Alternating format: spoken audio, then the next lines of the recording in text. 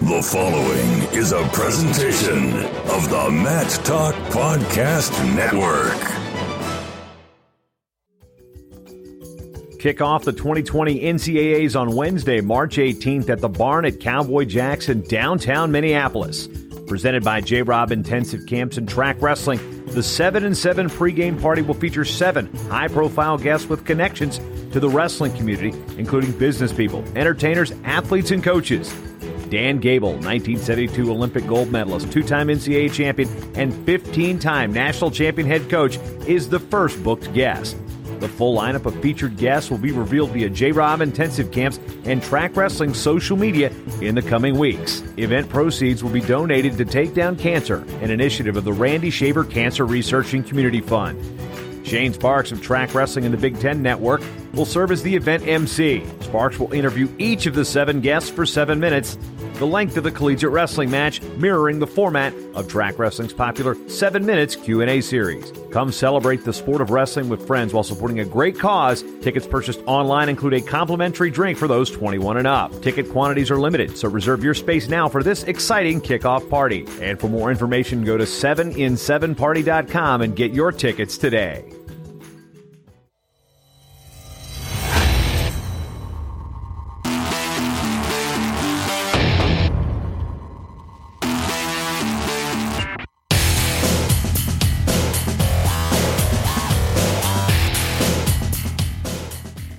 And the Short Time Wrestling Podcast has returned in its, semi-original format. Actually, this would be version 2.0 of version 2.0. Jason Bryan here with you with news, reviews, previews, and interviews from in and around the sport of wrestling.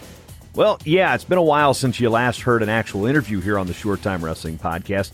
I went with the Short Time Shots format, which was actually how this show started, but I realized my interview ideas were piling up. And while I do like promoting every program out there, the time to put together that show is after the kids go to bed. And right now, with a 7 and a 3-year-old, that can be somewhat strenuous and time-consuming. It's also more logical to not spend my nights when my wife and I are home together in my studio working on a 10-minute show that usually takes from start to finish about an hour to put together. That's if I'm curating the news throughout the day. So if I've got a boatload of interviews that I've got scheduled throughout the course of the day, all that stuff, that work on that show comes after 10:30. So that creates a bit of a strain. And I don't want to put content out there that is inferior. Sometimes you have those interviews that, the sound quality is what it is. But when I'm doing a show by myself, I have full control over the content and the quality. And if the quality's not up to snuff, like I tried to do a show from Canada, that was a bit of a strain, and travel's coming up. So to be able to do it and do it consistently, if I can't answer that call to myself, I really can't, justify the time it takes to do that at night. Also news that I have joined the Rudis Wrestling Podcast as Matt Dernland's co-host. We recorded episode 117. So from there on out, 117 and out, me and Matt will be doing a show twice a week over at the Rudis, and that will also be included here on the network. So that is a benefit too. And also be working with Pat Christensen, who is working on developing a podcast documentary type of series, a biographical series for the National Wrestling Hall of Fame and USA Wrestling. The name, we're not ready to try it out there yet, but it'll be a serialized type of format where you get 3 or 4 episodes about an individual telling parts of their story and parts of their background. So I'll be working on the production and narration of that, and that information will be forthcoming on that project. So those are 2 of the projects that I've picked up.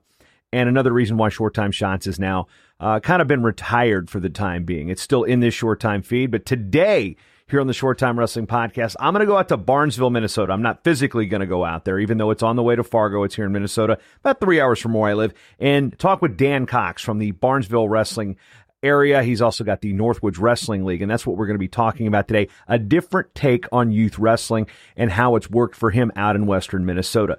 As always, I'd like to thank you for spending your time with me, because you've always got time for Short Time. Let's meet DanCox. Back on the interview train with DanCox, wrestling coach out of Barnesville, Minnesota. In case you wonder where Barnesville is, well, if you've ever driven through Minnesota on the way to Fargo, yes, you've passed it. And I know this firsthand because I've stopped at the DQ in Barnesville many a times to and from. We're talking youth wrestling today. And Dan sent me a video a couple days ago about a format that he seems to find works in Barnesville. And Dan, first of all, welcome to the show. And I'm glad to hear about what you've got going on out there in Barnesville. Thanks for having me, Jason. And I look forward to visiting a little bit about our concept. All right. So first off, before we get into the concept, let's get a little background on yourself. You're a Minnesota native, and explain what got you into wrestling and how you ended up coaching youth wrestling out in the western part of Minnesota. Yeah. Well, I grew up in Ortonville, Minnesota, and I had 4 older brothers. 3 of them wrestled. I had a brother go to state back in '86. So I kind of was young and got in the wrestling room as a real little guy. Grew up there, and then we moved to Sibley East in Arlington, Minnesota. And that's where I completed my high school years with longtime coach Mel Kane. His son Darren was a state champion in Minnesota and kind of had a good experience there. And I ended up getting on the podium my senior year. So kind of wrestled kindergarten all the way through my senior year between Ortonville and Arlington, Minnesota. So in post high school, was there any college wrestling, or was that just still the wrestling bug still there? I did go up to Moorhead State. They had interest in me wrestling, but at that point in time, I joined the military. I got in the National Guard to pay my way through college. Priorities were to pay for college, so I hung the shoes up then. Got out in the real world and about moved built a house in Barnesville back in 2005. We had a really good wrestling team at the time that was on the cusp of going to state, and got back into wrestling. It was a lot of fun with a good group of people here in Barnesville. So a lot of people, when they get back into wrestling after being a competitor for so long, usually it's their own kids that they get into wrestling. Was that something with you, or was it just something that the local community pulled you back in? Kind of ironically, I went in and said, I'll help out for a practice, and said, follow me over and work with the kindergartners. And I inherited the kindergartners a week later. So that's how I kind of got back into it. Yeah, a buddy of mine back in Virginia, he moved to my hometown and went to sign his kid up for wrestling, and they found out he had D1 experiences. Like all of a sudden now he's on the coaching staff. So it's funny how no matter what, if you've got a pair of shoes on and there's somebody with some experience, they're just going to bring you into the youth wrestling clubs. Absolutely. And we've had a couple people recently move to town, and we've got our arms around them and pulled them in the room as well. When it comes to getting into a youth program, first of all, explain the structure of what wrestling is like in Barnesville and basically the numbers and the type of kids that are coming out and how it funnels up to the high school program. Well, it's kind of an interesting story in Barnesville. Back in the mid 70s, there was 2 brothers that both won state championships in the single class system, which was a pretty incredible feat at the time. Anytime, but in the single class system, it's a pretty neat story. We're up in the Heart of Lakes area, Frazee, Perham, Moorhead used to have a great tournament. There's a lot of wrestling history up here, so it's really ingrained in the community. So one of the state champions I was speaking of had a son, and back in the early 2000s, Kirk Anderson wrestled and got 3 state titles in the state of Minnesota. Briefly was the wins leader in Minnesota before Mark Hall came along, so he had 248 wins. So the Andersons really had a good history in town. They're super people. And Paul, the other brother that won a title, was coaching the youth program at the time and kind of took it over from him. And so there's a lot of good roots in town for wrestling. It's got a good reputation. Kirk was a great kid, great student athlete on top of being a good wrestler. So he pulled a lot of people with him. We had a team just about go to state just because of having him in the program. And so it's got a good reputation and in the town. So people have, when they come to think about wrestling, it's a positive for them. So now we have kids and we have a great program rolling. We do a lot of exciting things in our program, and we have a good reputation of, taking care of kids. So everyone sends their kid into the youth room, K through 2, and you get this big number of kids, which most programs do. And the trick now is trying to get them to stick around with us. So last year was when I kind of got hit on the head with a hammer. We had 70 kids in the room, which is awesome. And that's what everyone's goal is, to get all these kids. But we only had 1 6th grader ready to cross over into the high school room. So this year we sit at 68 kids, and we sit at 16 in the high school room right now. So we're trying to figure out what's going on where we can get this great interest, this positive experience in the youth room, and why we can't get them moved up to the high school ranks. This is also unique. It's not every state has the 7th and 8th graders competing at the varsity level. New York does, Minnesota does. There's a couple other areas. I think Alabama is one of them as well. But when we look at, and you can almost probably replace, the 7th and 8th grade, those kids that are wrestling varsity within a junior high room or something. It's moving from, what we used to say, the youth league to the cub. We called it cub wrestling back in Virginia. Go from cub to JV to varsity. Same general principle applies, but what was the problem that you identified with? It's like, why were they not ready for that next level? What was the situation? Was it retention? Was it technique? Yeah, I think I'm kind of putting my finger on competition, and that's what's spawning the league idea here. If you think about a kid coming in, K through 2, just about anybody can go out, and if they're kind of aggressive, they can find some success. They'll find the right kids, and they can maybe push them over, literally, maybe just kind of power over them. Once you hit 3rd grade, now you're starting to hit kids that have maybe been in wrestling for 2-3 years, and the ones that are there recreational are kind of starting to drop out.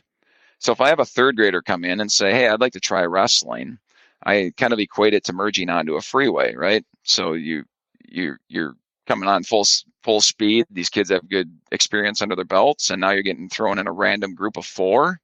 You might be wrestling somebody pretty solid and not have a great experience.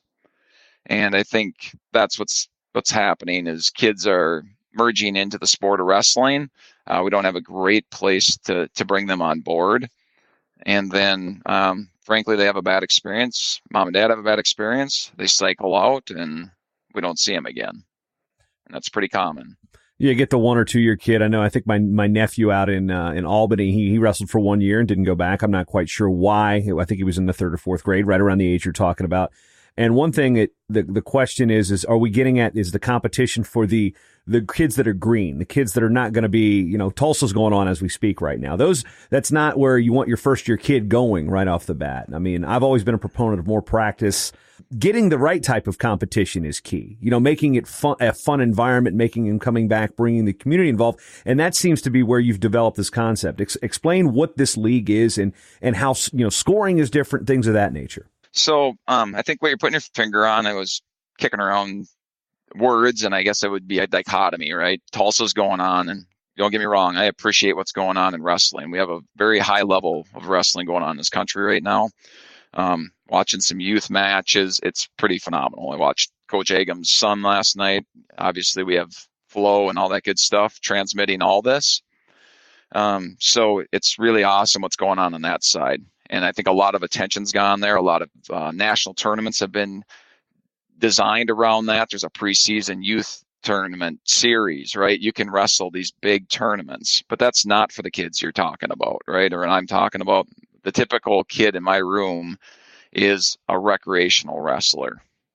So along with what happened with the season is it started to grow. So I remember when I started coaching, let's go back to when I competed as a kid. We used to start the season after the varsity season and wrestle for a month and a half, maybe. And that was our season. Then it moved up, and it's now parallel with the varsity season, so we'd start in January. Then all of a sudden we starting the youth wrestling in December. So now we're wrestling December through the end of March. Then people got the idea, let's get a little earlier start, and let's start in November. So now all of a sudden the season turned into November to the end of March. And now you can wrestle in October in a preseason tournament if you like, and you can wrestle all the way up into freestyle. So if we think about that, that's not for the average kid, right? That's 6-7 months of wrestling. And so what got lost in the middle there is what is a normal season for the average kid? And everyone had different ideas. So some people would start in November and be done at the end of November. Some people would start in January and go to February, and then a mix of all in between. So part of the concept of the NWL was let's all line up our seasons so that we're not overextending our recreational wrestler. So that's point one. You need to get your seasons aligned, or you can't do an event like this because one team might be running a 3-month season to align with us because they're not lined up. So we said, let's all start. We picked a start date of December 1 and our end date's February 1 for the average recreational wrestler. That's probably the most difficult piece to put in place. Getting the kids mat time, getting the kids to want to come back, those seems to be the questions that needed to be answered.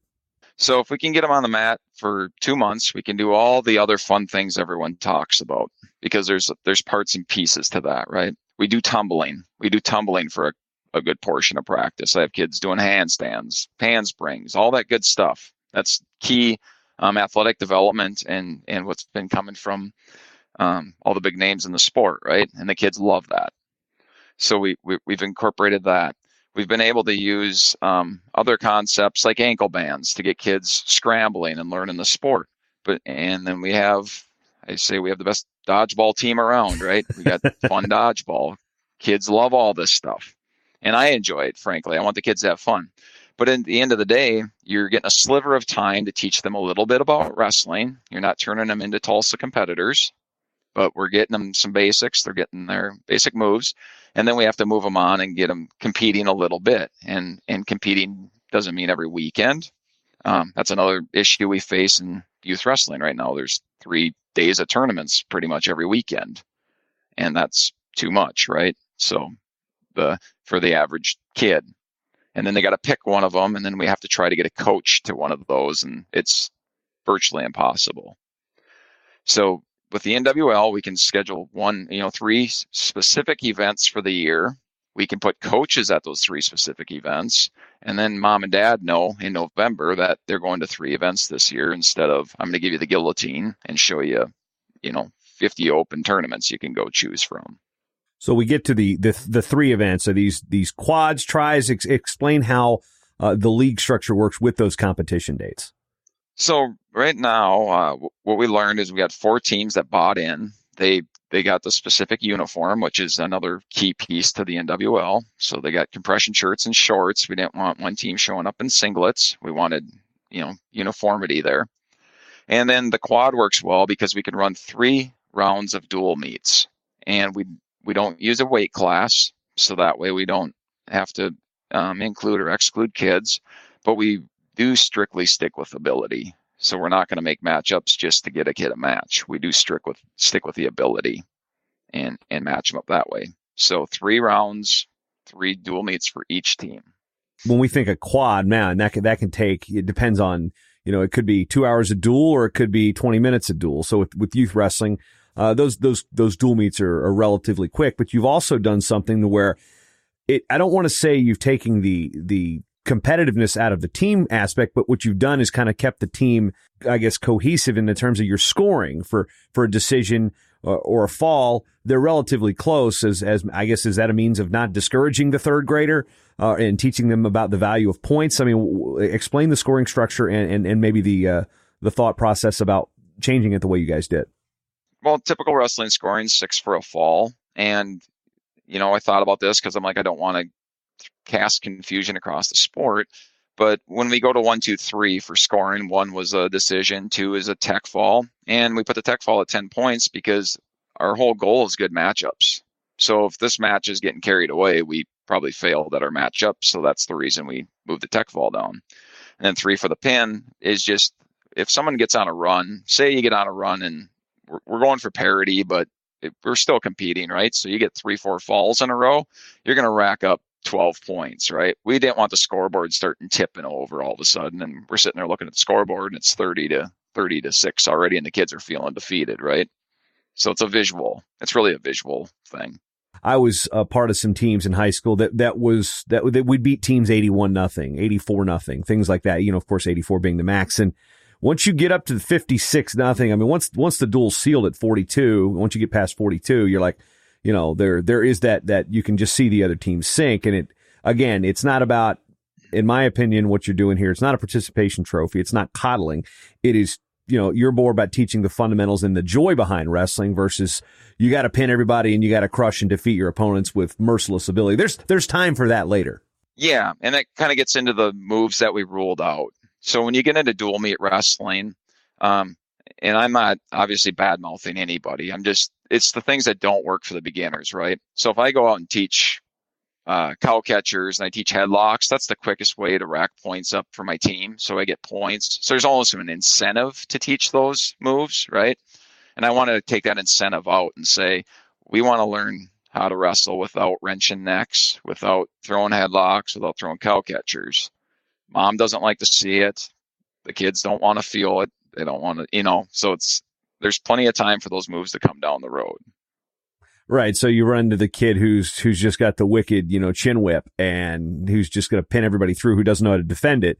You get a lot of those first and second year kids are victims of that. And again, you come off, the kids are going to come off the mat crying at that age, regardless of their boy or girl, no matter how experienced they are. What have you noticed about how the athletes and the parents have responded to this type of format? And do you think your retention is going to be helpful as a result? We made a big stride. We did run the music in the background. So when I've been to Olympic trials and I've been up to Fargo watching the Fargo Nationals, there's always music playing. It's got a setting to it, right? There's some hardcore competition going on, but it's pleasant, right? When you're sitting in the bleachers. So we brought the music in. The parents are sitting in the bleachers. And I will say that the rules probably kept some fanatical parents away because we took some rules out and they don't think it's real wrestling. And I'll be honest, that was by design. Well, this is developmental. This is a developmental Correct. System, essentially. This is not, when you say league, it's not necessarily about to win a champion. This is right now some of the leagues are, I like keeping score in baseball, obviously in the little league and things like that, but this is not quite to there is what I'm gathering. This is a developmental league to get you ready for, the next level. If those kids want to pursue this sport and be a little bit more competitive, I equate it to rec league versus what we, select or whatever travel teams and stuff. It's, we know burnout is a real thing. I mean, I think we joke in Virginia that one of the best tournaments we ever ran was our middle school states because that's the most kids that are ever going to wrestle at any certain time. And that's the best those kids are ever going to be. We're not going to have a quarter of them or half of them in high school. So they hate it by the time they get there. They quit when they're 13. It seems like this design is so they fall in love with the sport of wrestling. Whether or not they stick with it, they're not going to have a bitter taste in their mouth when they quit, or they decide that baseball's their thing or soccer's their thing, or they hit a 6-inch growth spurt and realize they can dunk at 12 years old. So it seems like this type of opportunity is leaving a lot of doors open for kids at a certain age to still like the sport and not just, them and their parents hate it. And I think people underestimate that bad experience down on the mat. We can't eliminate them all. I'm not, I'm a realist. But that bad experience for that kid, mom sees that. And who does mom talk to? Her friends. And that word never ends. I hear the same story about the same kid having the same bad experience for being in this program for 14 years. I hear that same story over and over and over. So the point is, what do we need to do? Eliminate the bad experience to the greatest extent that we can. What about the coaching staff in terms of how that teaching is developed? I mean, is there a different teaching model? You said you've got a lot of dodgeball and tumbling and things like that. Well, when it comes to actual technique, you've talked about what you've ruled out. What are some of the basics you've found that work, that keep the kids interested and that is good wrestling technique that they feel they're confident in learning and executing, that you feel is crucial for them liking it and coming back? I'll tell you, I've really picked up on Perler's Academy. He's done a super job with their technique and step-by-steps. I picked up a lot from Mike Krause. He does a great job running a wrestling room. And I've learned a lot of these good things. So my coaching's come a long ways watching all these others. So when we get in the room, we're still dialing in. We're doing head pulls. We can get kids pulling hard on the head, and they can get good snap downs. They can catch the chin. They can do go-behinds. You can wrestle very physically without using the moves that I don't see a lot of cow catchers in college. You don't see a lot of headlocks in college. The guys that throw them are phenomenal athletes, right? So I'll talk that all day long if you tell me that one headlock worked in that championship against Brett Metcalf that one time. Therefore, we should teach it to everybody. But there's a lot of I think it should be in your arsenal, but not necessarily at 8 years old. Right. Yeah, and obviously we have to teach some things to defend them. It's just we don't want to make it like when you teach the move how you put somebody on their back instantly by grabbing their chin and going underhook. Man, that's a lot easier than digging out a double leg and getting your back straight and finishing that. Right? It's a lot less work than that. The question now is, there's always things about when you implement something, you do survey data, you do all sorts of metrics and analytics and stuff. With 8-year-olds, I guess the best way to ask if what they like is simply asking them, what has the response been from the kids that, maybe the first year kid comes in that never wrestled before and then he wants to come back year 2, compared to the reaction of why the first year kid doesn't want to come back year 2. I mean, what conversations go in with not just the parents, but the kids about what they like and what they've enjoyed from one season to the next? It's become very apparent that we are having a very good time in the room. That's not where we're losing the kids. The kids love the wrestling room. I walk through the cafeteria at school, and the kids are like, "Coach!" It's really neat, right? That's the fun part about being a youth coach. But the reason we do it, but that's not what's spooking them away, right? It's going out and having that competition experience. So I know it is. We've tried everything under the sun over the years, and that's where we're losing them. So that's why we went after the competition piece of it. What do you think the most logical progression is for someone to come through a league like the NWL, then to go to say, all right, we're going to go wrestle the USA Wrestling Folk Style Tour of America circuit, or they go to the New Way Series or something like that, or rollers events. What's the right timing, do you feel, for that next step up? It's the physical development of the kids, and I think we kind of haven't got there yet. These kids just develop so much at such different rates. We have a very good football team in Barnesville. Our program's been good here for the last few years. We were in the championship game last year in the small schools. This year we made it to the semifinals. One of our best running backs from a couple of years ago was a state champion. He's our most recent state champion from Barnesville.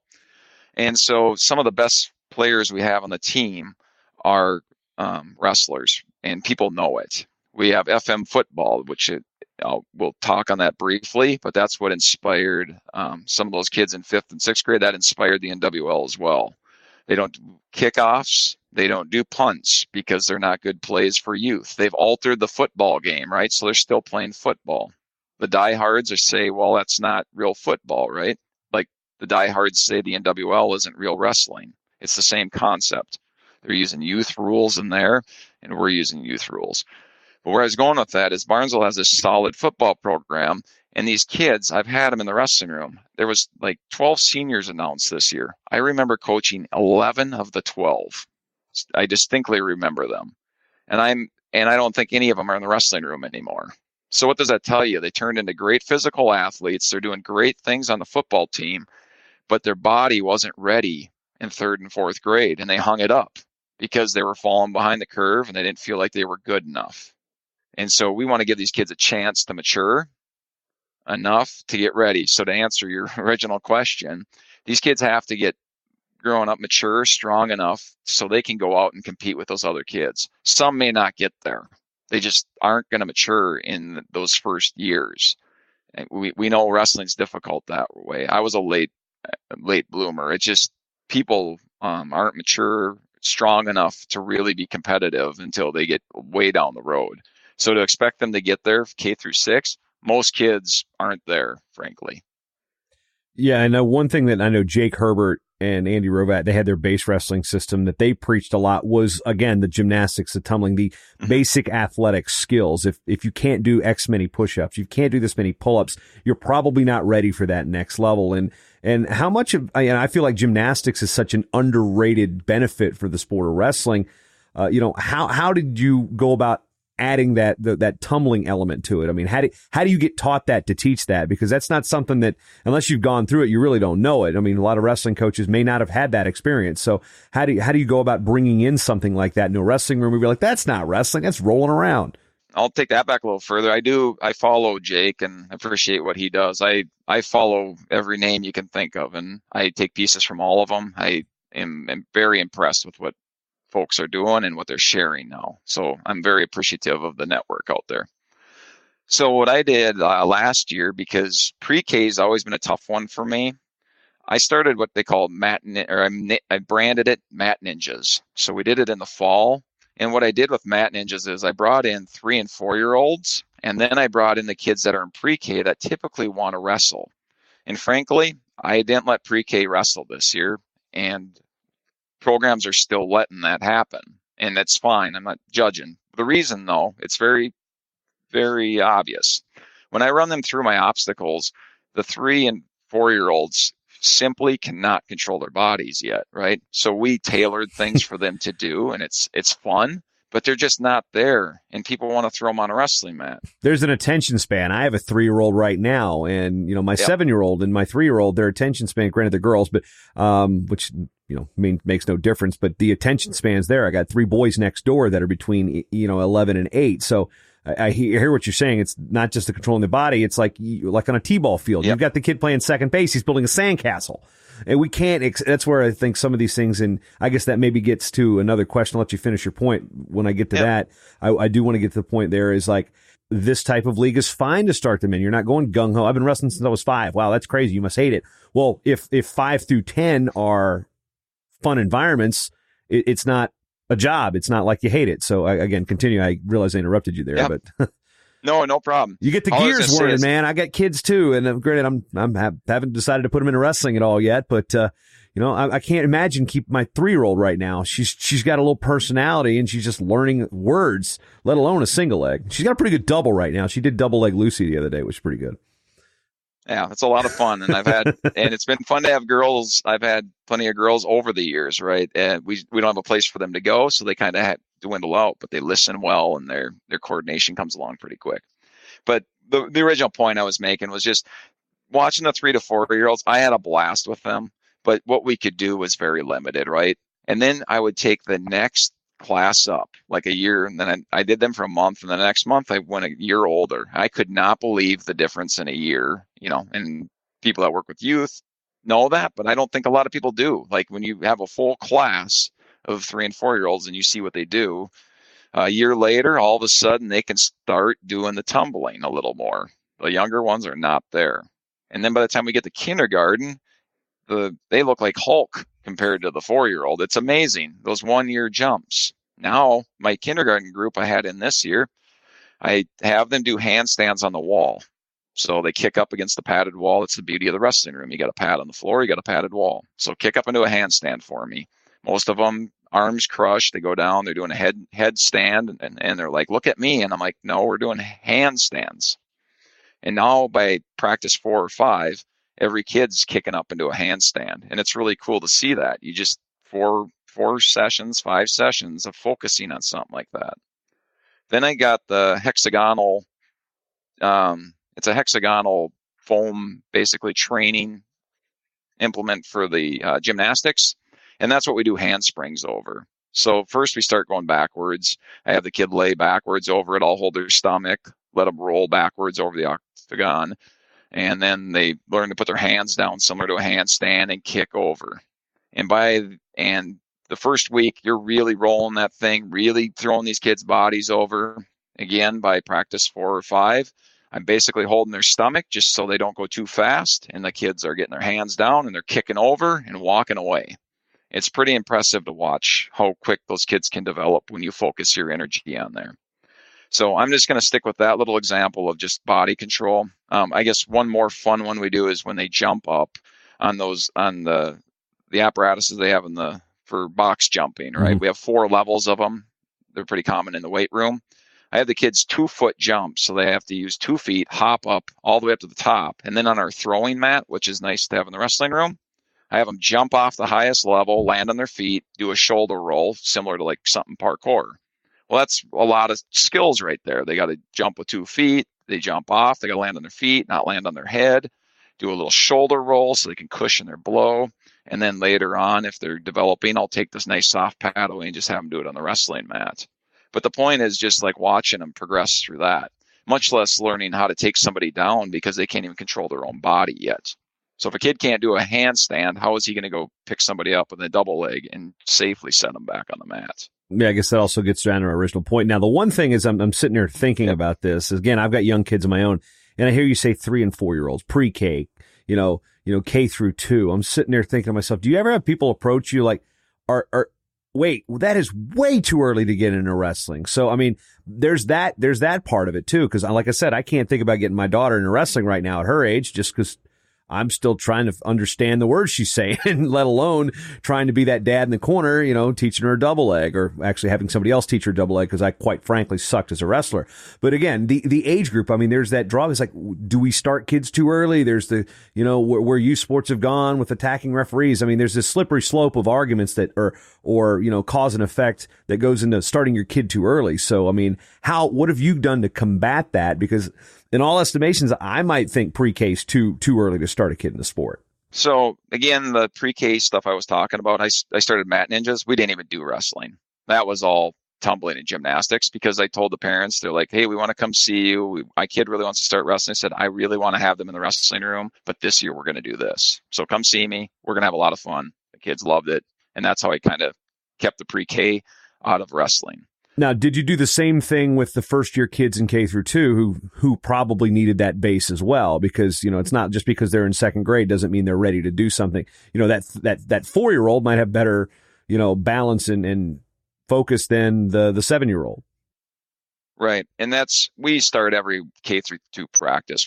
We'll devote 15 minutes of the hour to tumbling. Gotcha. So we can get through quite a bit. And we do the ladder for agility drill. I put the cones out, they shuffle around cones. We do quite a bit of stuff in that area. So definitely devote 15 to 20 minutes, because frankly, it's fun for them too. So you're building fun in and you're building athletic skill at the same time. So versus just playing dodgeball for an extra half hour, it's nice to build those skills.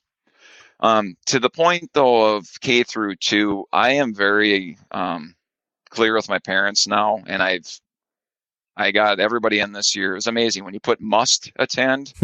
Everybody showed up for the meeting. So I learned the word must is pretty powerful. So I got all my parents in for a parents meeting this year ahead of the season, and I didn't hold back. I said, your kids do not need to be going to tournaments. And I went that far because I tiptoed into it before, and I just plainly said, you don't need to go to tournaments.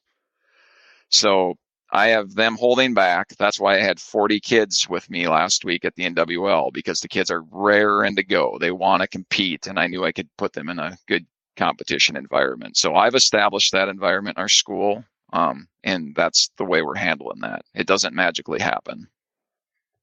End result, we get out when the kids get into the high school. They're junior high age. They're maybe 7th, 8th grade. They're still in the younger league, or they break through in the 9th and 10th grade. They end up becoming part of the wrestling program. The end goal is to provide the local high school team with more kids that are ready to wrestle, just like football has done with that youth league success. Is okay, those kids are ready to go because they've enjoyed the sport. It's been different. They're not, beaten up and banged up by the time they get in high school and hate something. So, from your perspective, the end result, the end goals versus where you're at to getting to those goals. I mean, how close are you? I mean, how many years away do you think you are to seeing the fruits of your labor here?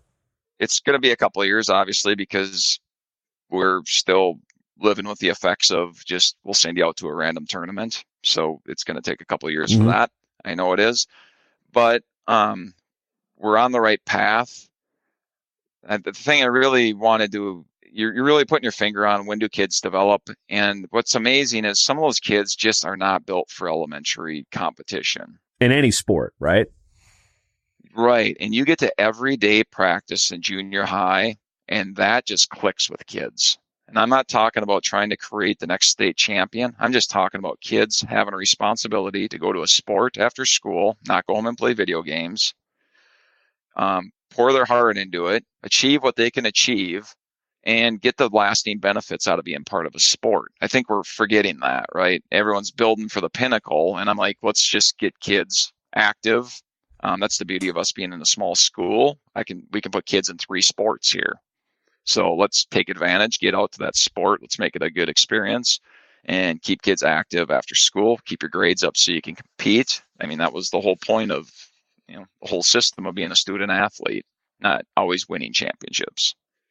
When it comes time to replicating this type of model, what are your plans with that? How can people reach out to you if they say, this is something I might like to implement with my wrestling club or my youth league? How can they go about contacting you? And maybe, do you have it documented on, how to run this type of practice? Because we know like USA Wrestling has the coursework for brand new clubs and coaches that they've got, their syllabus, so to speak. Do you have anything similar? And how can they go about contacting you to say, this looks good? Yeah, so that's been my trick. So the reason I reached out to you, and we're in the middle of the season right now, this is when people are thinking. When I was starting to get this idea going in the off season, people's focus is elsewhere. So I do have the document set up for how we run the NWL. It's not proprietary. It's just I got a logo from the local screen printer who did all our shirts. We got it done. The league's not making any money. So my document's sitting out. I have it on the Guillotine Forum. Just trying to get people's names so I can share information with them. I have coaches reaching out to me when they find that, the word's spreading that way. I guess short of giving my personal contact information, it's just I got to get things out so people can use what I've already created and build on it and share their ideas, and we'll build on it as a whole. Yeah, we'll put a link into the show notes of where to find that link on the Guillotine, which is Minnesota's finest wrestling website and newspaper. It's something that's it's a great resource here in Minnesota. You guys are definitely lucky to have it, especially, when it comes to time to find 50 tournaments. Well, you know where to go, because some places where I grew up in Virginia, we didn't have it until at least, we started a website in 1997. So we'll provide the link there. And Dan, in the time we got left, anything you want to add about this process, something that, we didn't touch on that you feel is an important component to the NWL and why it's set up the way it is? The document that I have out there that I'd like people to at least just take the time to look through, I boiled it down to the 8 pillars I put at the top of the document to share with folks. And I'll just run through it quick because all 8 are important. People are doing super duels right now, which are awesome too. The super duel concept is bring in, a handful of schools. We'll hand pair kids. They'll get matches all day. They get the team setting, and it's awesome. We just took it a step further. So I'm very supportive of what they're doing with super duels. So the goal, the pillars we set out is quality. Number 1, we're looking at each matchup. We might have 2 kids that are maybe at the same level, except one's like a lot more aggressive. Well, the coaches have to be on top of that, right? And we'll just say, well, let's get somebody else a little more aggressive and match them up. So they have the same skills, but we have to also take into account aggression. So that's a quality matchup. Team. My little guy, I didn't mention him. It's not what this is about, but he was on the podium at NYWA in kindergarten. Barely knew any wrestling moves, but knew how to stay on top. And it was a fun ride. And he got the same medal at state as I did my senior year after 12 years of wrestling. So that goes back to your point of getting started early, getting that early success, and then how can you stick with it so you don't burn out? So we're on the modified plan. We only wrestle when he wants to wrestle. He doesn't like the big tournaments. We stay away from the big tournaments. They're very alluring because you feel like you should be there, but they're not for everybody. So he told me, I love the team events, Dad. So that drove this too. So even my little guy who loves going out and getting his individual success prefers the team event. 3, the youth rules. We absolutely had to alter the rules.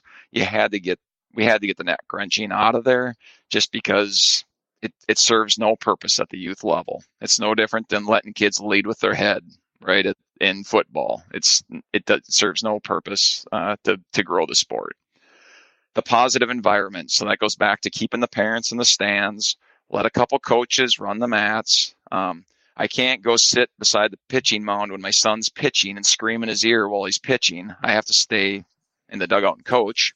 I'm pretty close, but I can't sit right next to him. Well, unless you're stealing signs like right the Houston Astros. I mean, that's something.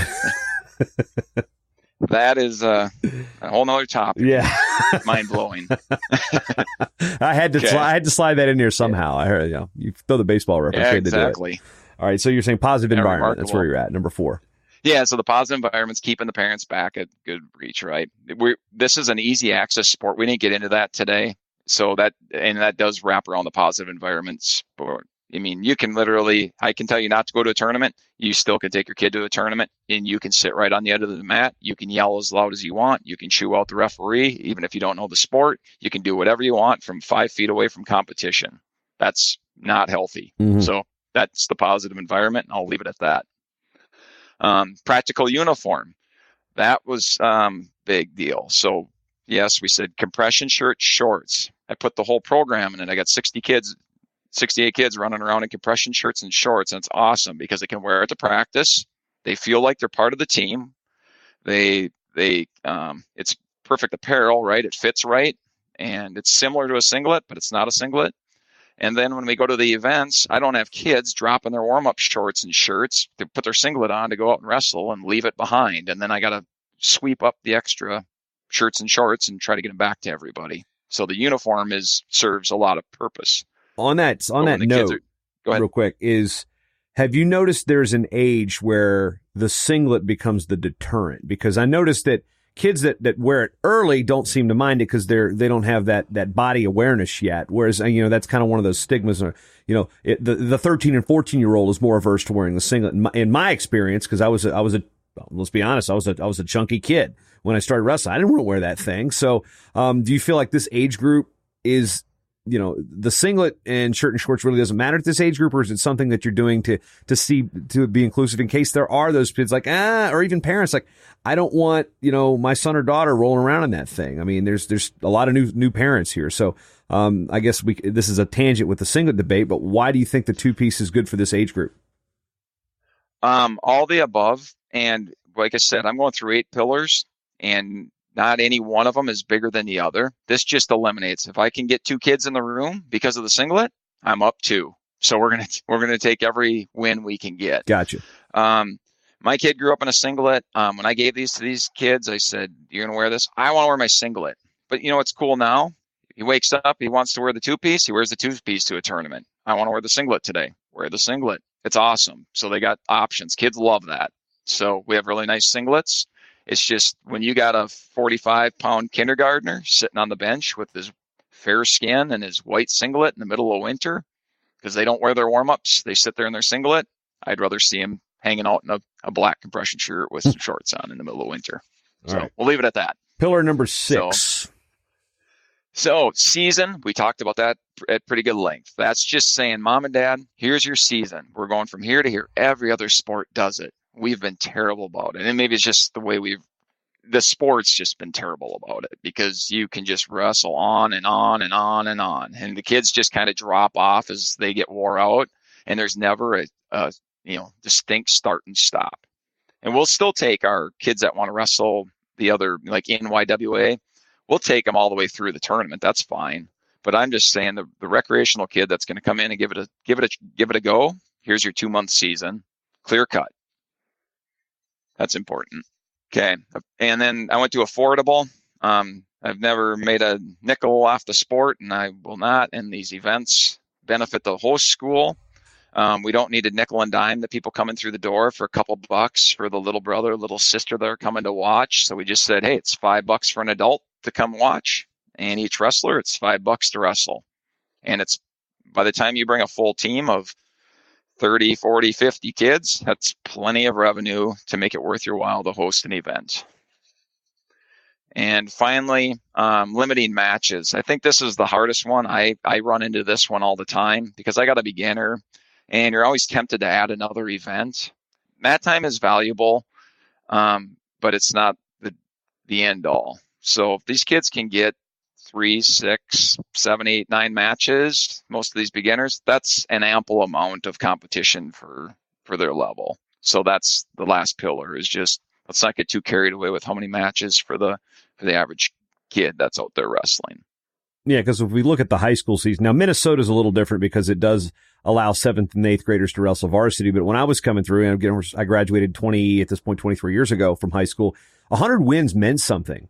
Because you got 4 years, you're averaging 25 wins a year. 100 wins used to mean something. Now, it seems like with all these mega tournaments and rotationals at the high school level, if you don't win 100 matches, you're not even an average high school wrestler, it seems. I mean, some states still have match limits like New Jersey, but I think the mat time thing is kind of been overblown in my estimation. Granted, I'm not a coach, but I've been around it, again, seeing club practices like, well, they got to get mat time. If you're at a certain level drilling a bad cradle for 12 months a year, it's still a bad cradle. The mat time to me is focusing on the practice room. To me, that's the quality mat time. Match time and mat time to me are not mutually exclusive. So, there's a time to get those extra matches. And again, that's when you are ready to jump levels. That's when you're ready. It's like, Dad, I want to go to these tournaments. Mom, I want to go to Fargo. That type of thing. Yeah. And something in today's day and age, social media affects a lot of things, mentally across our society, right? Well, let's apply it to youth sports and wrestling specifically.